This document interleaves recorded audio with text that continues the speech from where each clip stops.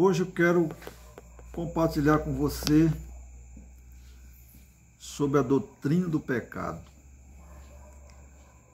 o estado de alienação espiritual, o estado de queda em que a humanidade se encontra. Então hoje eu queria abordar essa temática da doutrina do pecado. Para isso nós vamos ler a fundamentação bíblica que traz o evento do pecado. Eu vou ler aqui um texto da Palavra de Deus que se encontra em Romanos capítulo 5,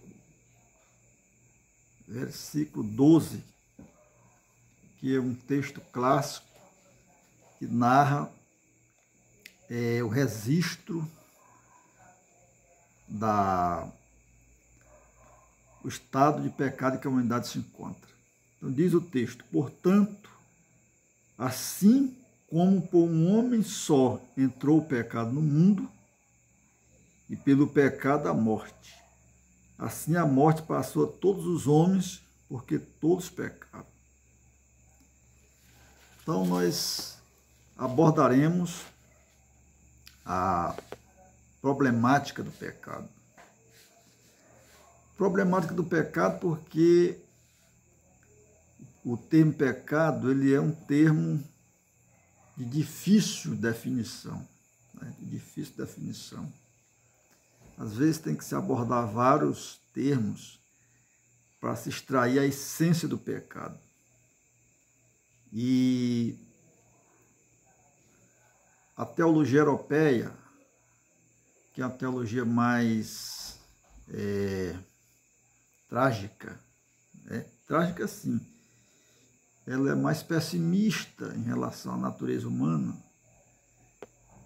Então, alguns teólogos europeus, como Kierkegaard, dinamarquês, o teólogo suíço Karl Barth e outros teólogos alemães, eles defendem a tese de se descartar, trazer uma definição para o evento pecado. Não é que eles estejam negando o pecado, mas eles querem abordar já a partir da prática, do fato existencial em que se encontra a humanidade, e a partir desse estado fático, real em que se encontra a humanidade, que eles procuram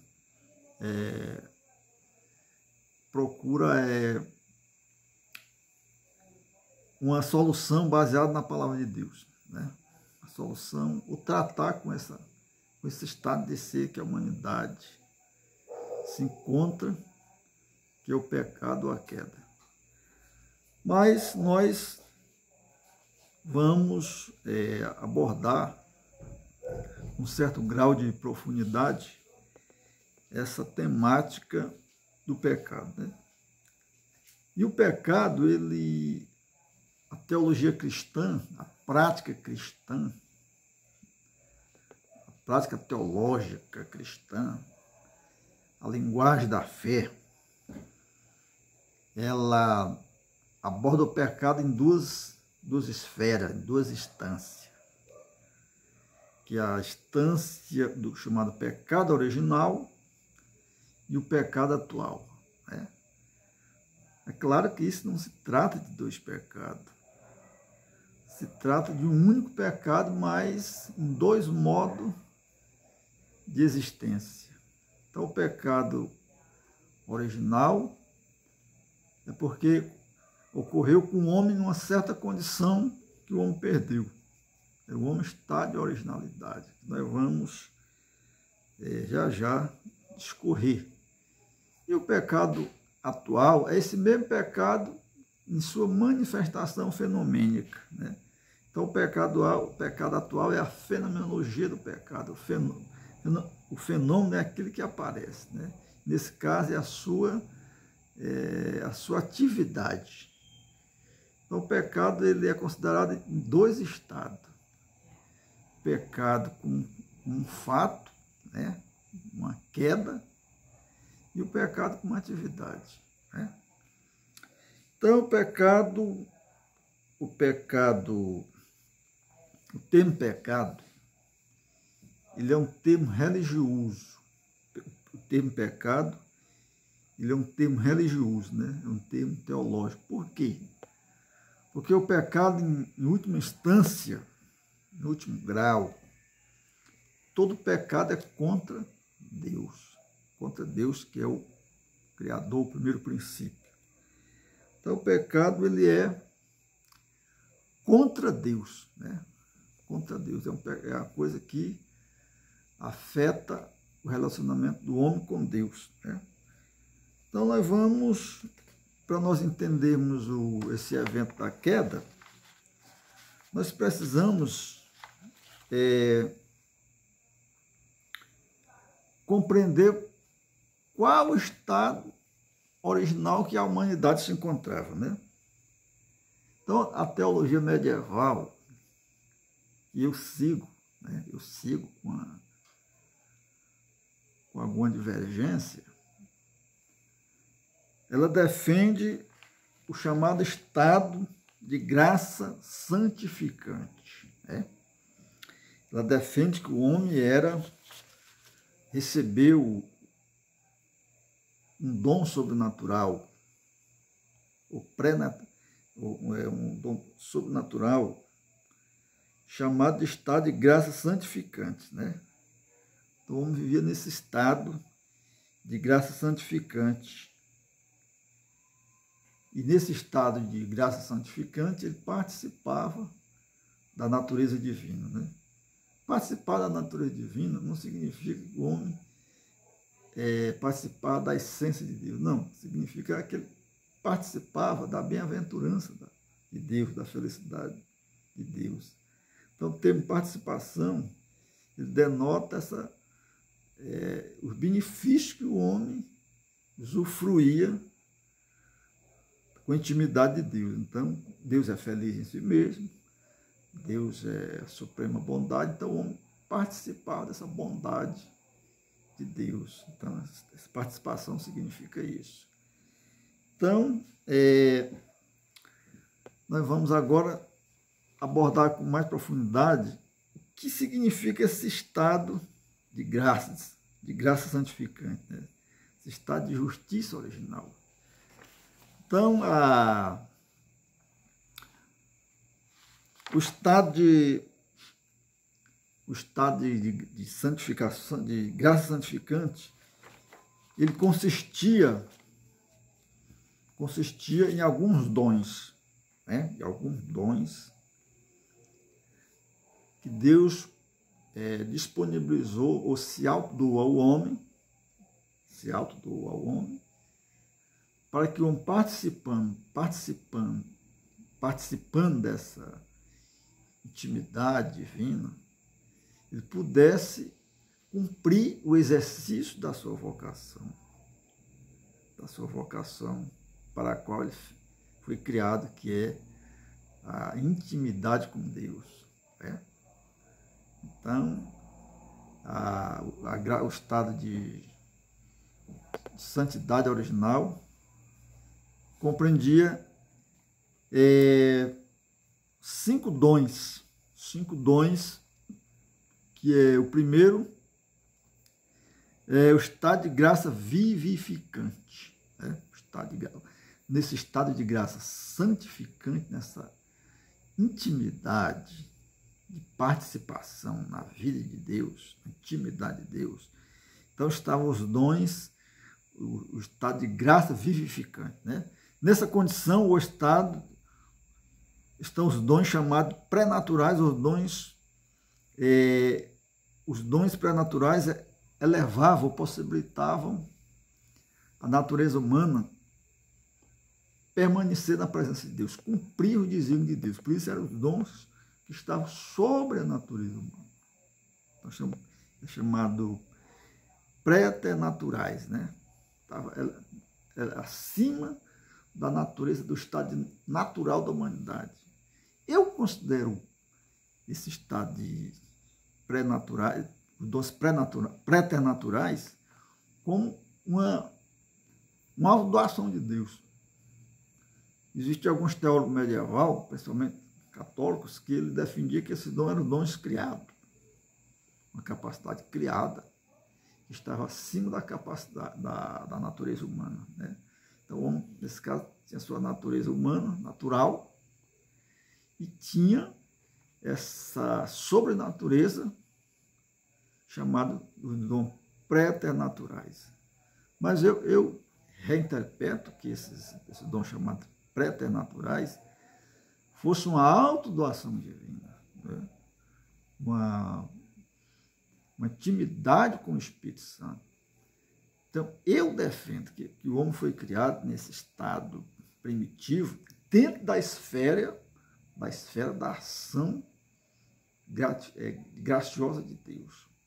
Uma manifestação mais substancial, mais real, mais próxima de Deus com o homem. Então, esses dons preternaturais, eu considero isso, uma proximidade mais de Deus com o ser humano. Então, o homem original, eu acredito que ele está nessa intimidade mais elevada. E com o evento da queda, ele perdeu, né? Então, o estado de graça vivificante é capacidade de renovação. Dentro do estado de santidade, da graça santificante, que é a possibilidade de essa vivificação do Espírito de Deus sobre o homem, que possibilitava ele permanecer no estado da imortalidade, né? Da imortalidade. Então, a imortalidade, então a morte dolorosa que o homem encontra hoje, é consequência desse rompimento com Deus. Então, a morte, o homem foi criado para participar da imortalidade. A imortalidade não da alma, que a alma é considerada pela teologia cristã como imortal, mas a imortalidade aqui do corpo, né? Estou falando aqui do corpo. O corpo humano, segundo alguns teólogos, se o homem não tivesse pecado contra Deus, se afastado dos propósitos de Deus, a corporeidade do homem receberia uma transfiguração, uma reconfiguração, de maneira que o homem passaria para o estado de espiritualidade, com o corpo espiritual para operar na dimensão espiritual, que é o corpo da ressurreição, o mesmo corpo, mas com viés diferente do empírico, ele é um corpo espiritual. O homem passaria pela essa transformação sem o evento da morte. Aquele que se advoga na segunda vinda de Cristo, que tem no arrebatamento, diz o apóstolo Paulo, aqueles que não morreram até o arrebatamento, eles serão transformados e receberão um novo corpo, né, sem passar pelo evento da morte física. Então, no estado de graça vivificante, que o homem participaria da imortalidade, né? E também, nesse estado de graça vivificante, existe a impassibilidade. O que é impassibilidade? Passibilidade é viver num estado de saúde integral, sem enfermidade física, enfermidades psíquicas e opressões, etc. Então, esse estado de graça vivificante, que está dentro do estado da graça santificante, que é no estado de proximidade com Deus, estava também a impassibilidade, né? que é a capacidade de não adoecer, né? E também estava a incorruptibilidade. O que é incorruptibilidade? Incorruptibilidade é o domínio de posse sobre a vontade, né? Completo domínio sobre si mesmo. Nessa condição, o ser humano poderia não pecar, né? Poderia não pecar. Não é que ele não podia pecar, o homem poderia pecar como pecou, mas ele poderia não pecar, ele tinha uma capacidade de incorruptibilidade que era tinha um poder sobre si, um controle total sobre si, um domínio total sobre sua vontade, sobre o seu querer, que ele estava imune à desintegração espiritual, né? Então ele poderia não ter pecado. E também estava dentro desse estado de graça vivificante, que eu considero como os dons preternaturais, que é uma alta doação de Deus mais profunda de Deus ao homem, estava o dom da ciência, né? O dom da ciência, nesse caso, o homem tinha dotes intelectuais elevados, operava nele o discernimento de espírito, né? Uma capacidade de intuir a mente de Deus. Então, esse é o chamado dom da ciência. Então, o homem original perdeu, no evento da queda, da transgressão da ordem divina, perdeu esse estado de proximidade com Deus. Qual é a consequência dessa perca, dessa proximidade, dessa amizade divina?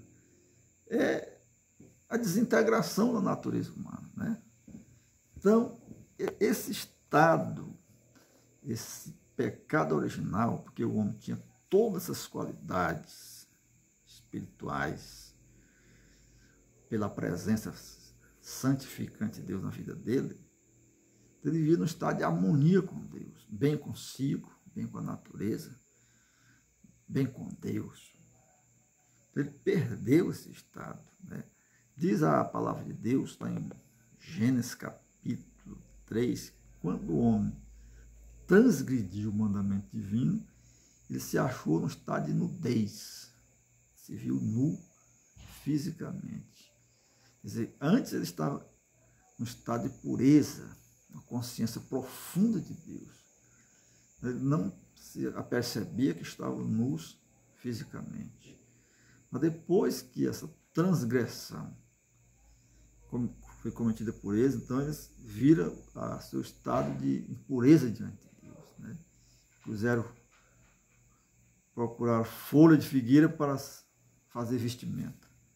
Então o homem não era mais o mesmo, ele tinha passado por uma mudança radical, uma mudança na constituição do seu ser, espiritualmente, e ele perdeu esses dons preternaturais, que era uma proximidade mais profunda com Deus, né? Então, nós vamos descobrir, nós já analisamos, refletimos sobre essa desintegração, essa queda e as consequências dessa queda, que é a perca da imortalidade, da impassibilidade, da incorruptibilidade dos dons, do dom divino, da ciência. Então o homem foi deixado em si, né? Foi deixado em si, e aí ele, como prêmio dessa desobediência, uma punição, ele foi deixado em si. Ele foi chamado, foi privado dessa intimidade com Deus, que é a maior perca do homem, é a privação dessa intimidade com Deus. Então, o homem hoje, ele está no estado de alienação. Estado de alienação significa ser diferente daquilo que era para ser. Alienação significa viver de modo diferente daquilo que era para ser, né? Viver em contradição consigo mesmo. Ele perdeu a posse da sua verdadeira natureza humana unida com Deus. Então, ele está separado, a alienação é separada privado dessa intimidade de Deus, né? Depois que vamos falar nesse estado de queda, vamos falar aqui primeiro da natureza do pecado, né? Da essência, aquilo que constitui a natureza do pecado, né? E a natureza do pecado, aqui, a natureza do pecado é rejeição ao Criador. Por quê? O homem vivia, foi criado por Deus, foi adornado com dons sobrenaturais, que era essa presença poderosa de Deus na sua vida, um grau de intimidade elevadíssimo. Então, o homem tinha a divindade diante de si. E a Bíblia diz que Deus manifestava o homem na viração do dia. Então, o homem tinha aquela intimidade. Porque Deus é o fim último do homem, né? Hoje nós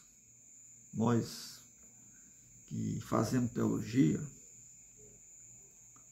que praticamos teologia, nós da comunidade da fé, estudamos, etc., procurando adquirir um conhecimento mais firme, mais substancial de Deus, desse conhecimento que Deus revelou na sua revelação na igreja, na tradição da igreja, na história da igreja, do Primeiro Testamento, do Segundo Testamento, né? Então, esses atos locutórios de Deus, que Deus conversava com o homem através do Espírito Santo, a orientação, foram registrados para fornecer orientação para o povo de Deus, né?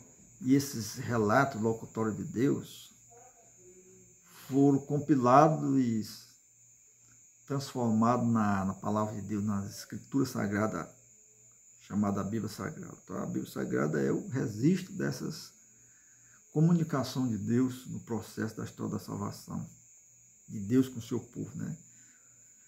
Então, nós praticamos teologia a partir dessa revelação.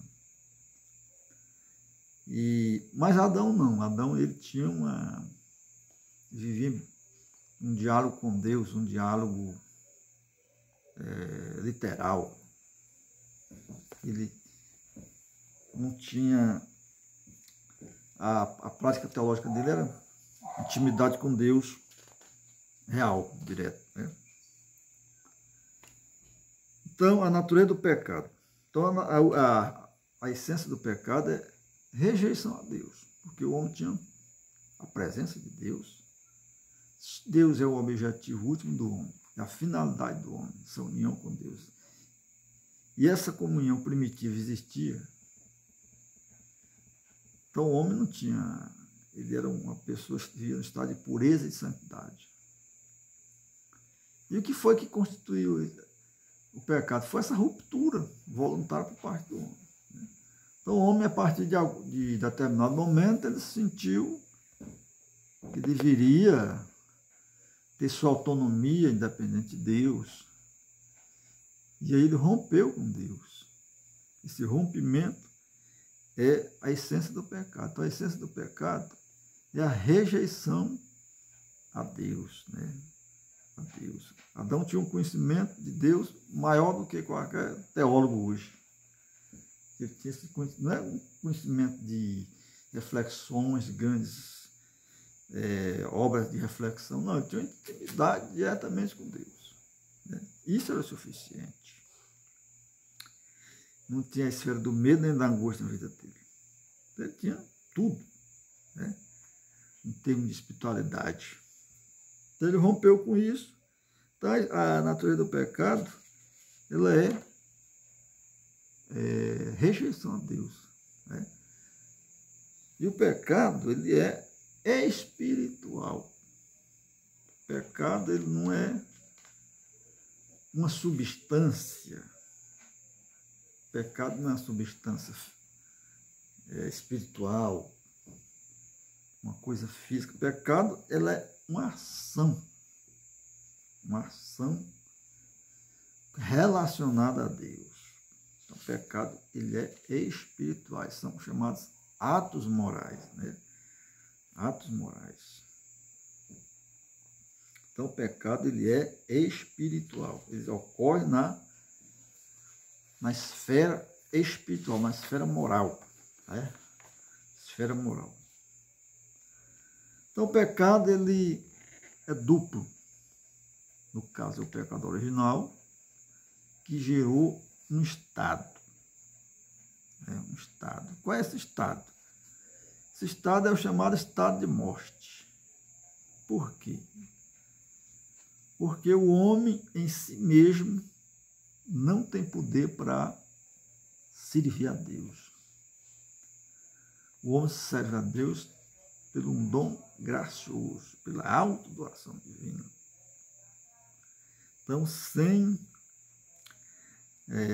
essa mediação graciosa de Deus, o homem não tem a mínima condição de servir a Deus. Então, esse estado de incapacidade de servir a Deus, chamado de morte, né? O apóstolo Paulo, no texto que nós lemos, que pelo pecado, pelo único homem entrou o pecado do mundo, pelo pecado a morte. Essa morte é dupla, né? Primeiro é a morte dialogal. Dialogal, que era relacionamento que o homem tinha com Deus, aquele diálogo, aquela intimidade. Foi rompida. É a morte dialogal, morte espiritual. E o outro são os atos morais contrários aos mandamentos. O mandamento é a norma, né? A moralidade significa a correspondência com esse mandamento. Se a gente vive de acordo com esse mandamento, nós vivemos uma vida moral positiva. Se nós vivermos contrariedade com esse mandamento, nós vivemos uma vida imoral, né? Uma vida irregular diante de Deus. Então, moralidade significa da ação de correspondência entre a vontade humana e a regra do mandamento. Então, o pecado é um estado, né?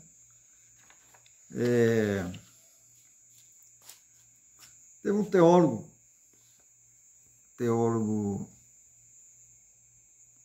ele é mais filósofo do que teólogo, ele é um teólogo liberal, mas ele era um historiador da doutrina.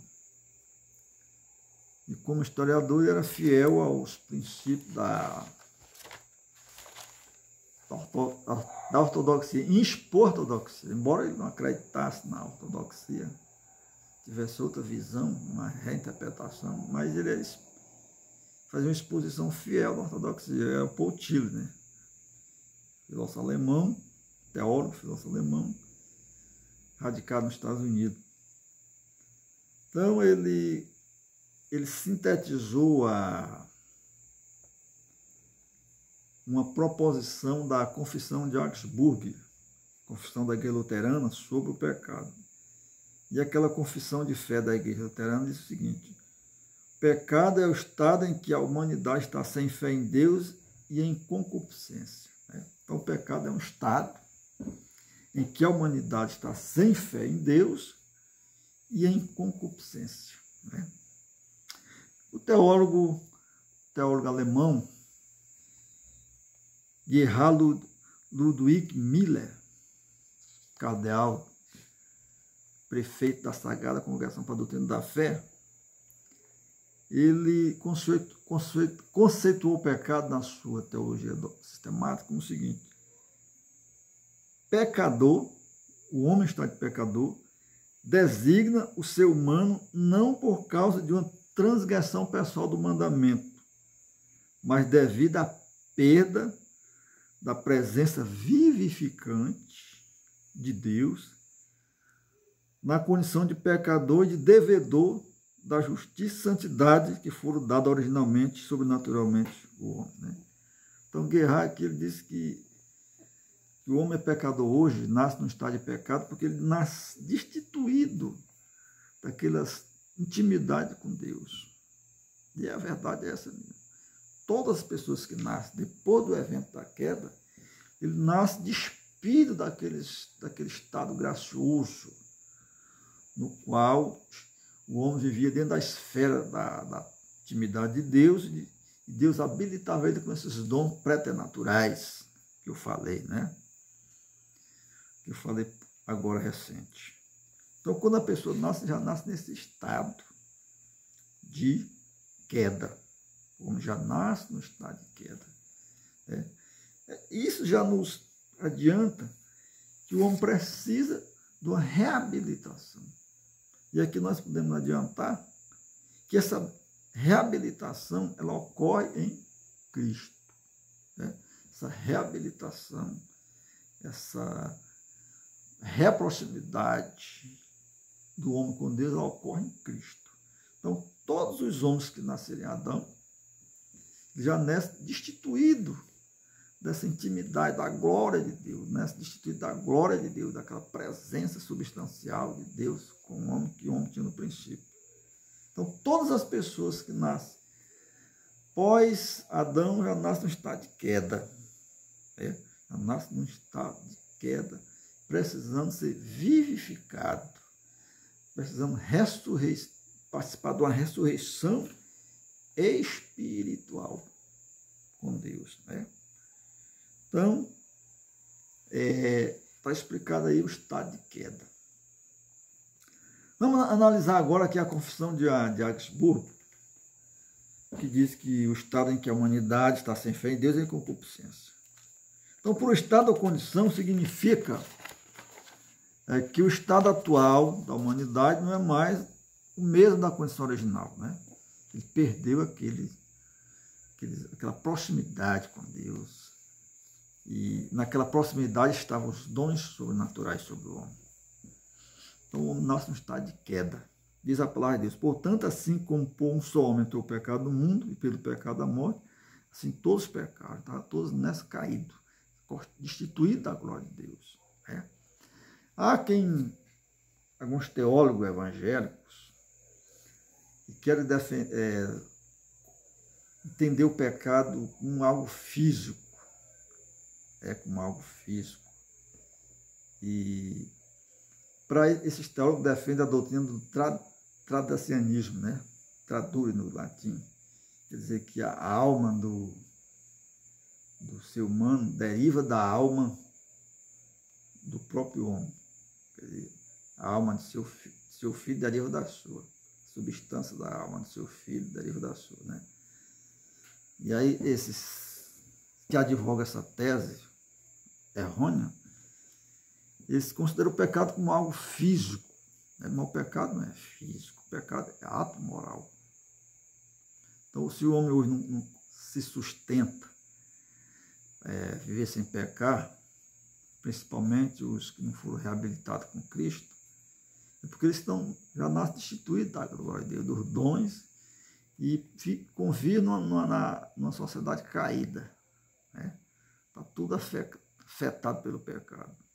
Não é que o pecado seja físico, uma substância. Não. O pecado é ato, é prática, é ação. Então, a doutrina da traducianismo, ela é falsa, porque se a gente fosse aceitar essa tese, a alma do homem seria uma espécie de inesgotável de ser, seria uma coisa infinita. Não. Mas a alma do homem é criada por Deus no momento que o organismo está preparado, Deus dá ao seu homem, materialidade. Essa que é a realidade. Então, o estado em que a humanidade está sem condições, sem fé, Sem fé, O que significa isso? Sem fé em Deus, que a Confissão de Augsburgo diz aqui, pecado é o estado em que a humanidade está sem fé e em concupiscência. Sem fé significa, não é que a pessoa não acredite num Deus. Não é que eu não acredito nas Escrituras. Não quer dizer isso. Quer dizer que homens se rebelaram contra Deus. Né? Estão num estado de eleição de si mesmo. Deram as costas. Usando aqui uma metáfora, deram as costas para Deus. Então, sem fé em Deus aqui é viver uma vida como se Deus não existisse. É o ateísmo prático. Não é o ateísmo ontológico, que nega a existência de Deus, materialismo. Não. Esse ateísmo aqui é um ateísmo prático, que as pessoas vivem como se Deus não existisse. Né? Então, a Confissão de Augsburgo diz que o homem vive sem fé em Deus. Vive uma não fé, o estado de não fé. É isso. E em concupiscência. Concupiscência significa desejo de possuir toda a realidade para si. Né? Uma fome de ter o domínio sobre todas as coisas. Então, concupiscência significa isso, né? Desejo de ter o controle de toda a realidade, desejo de colocar tudo debaixo dos pés. Né? Então, nós vemos aí que a concupiscência, esse desejo ilimitado de posse dos bens materiais, dos bens sensíveis, dos bens materiais, do prazer, do poder, do domínio, etc. Então, esse é a humanidade vive hoje. Vive no estado de incredulidade e de uma vida materialista. Né? Materialista. Então, nós vemos aqui que o pecado, o pecado no atual contexto, ele é um estado. Todos que nascem depois de Adão para cá, ele já nasce em estado de queda. E, por si mesmo, o homem não tem condição de se elevar a Deus novamente, se apresentar diante de Deus para a salvação. Isso é possível por meio do resgate feito pelo próprio Deus. E esse resgate é praticado por Deus em Cristo. Né? Então o homem pecou em um homem, no primeiro Adão, e é reabilitado diante de Deus pelo segundo Adão, que é o Cristo. Né? Então agora nós podemos falar aqui um pouquinho sobre a doutrina da justificação. Então, a doutrina da justificação, ela dividiu a igreja ocidental. A partir de 1500, a igreja ficou dividida entre protestantes, católicos, evangélicos e católicos. Né? E a essência dessa divisão foi a doutrina da justificação. Né? Então, na doutrina tradicional, da doutrina católica, se acredita na graça, se acredita na providência de Deus, mas aí o homem tinha que se conformar com a lei moral de Deus, né? Se conformar, se ajustar aos mandamentos divinos, e encarnado nesses mandamentos, ele cumpria a lei moral de Deus para dar salvação. Né? Quer dizer, a salvação dele estava condicionada a ele encarnar o mandamento, na graça de Deus, naturalmente, no poder da graça, e encarnado nesses mandamentos encarnados, ele cumpria a lei moral de Deus e obter a salvação. Né? Então, essa doutrina se apresentou para o teólogo Martinho Lutero, que era um monge da ordem dos agostinianos, como falha. Lutero era um homem altamente ascético, vivia na prática do jejum, da oração, e era um homem bíblico. Ele sentia que nunca tinha condição de se apresentar diante de Deus, mesmo com o maior esforço. Então, depois de longa batalha espiritual, de reflexão, oração, jejum, e estudos de outros teólogos que já vinham estudando esse estado de ser da igreja, essa situação espiritual da igreja há alguns séculos,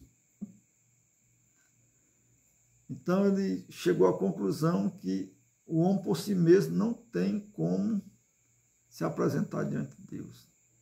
Então Deus faculta a oportunidade para o homem. Deus chama o homem a si.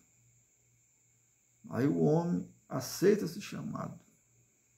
Então, quando há esse encontro que Deus chamou o homem aceitou esse chamado, e o homem recebe o perdão de Deus, o homem é perdoado por Deus, o homem é habilitado por Deus.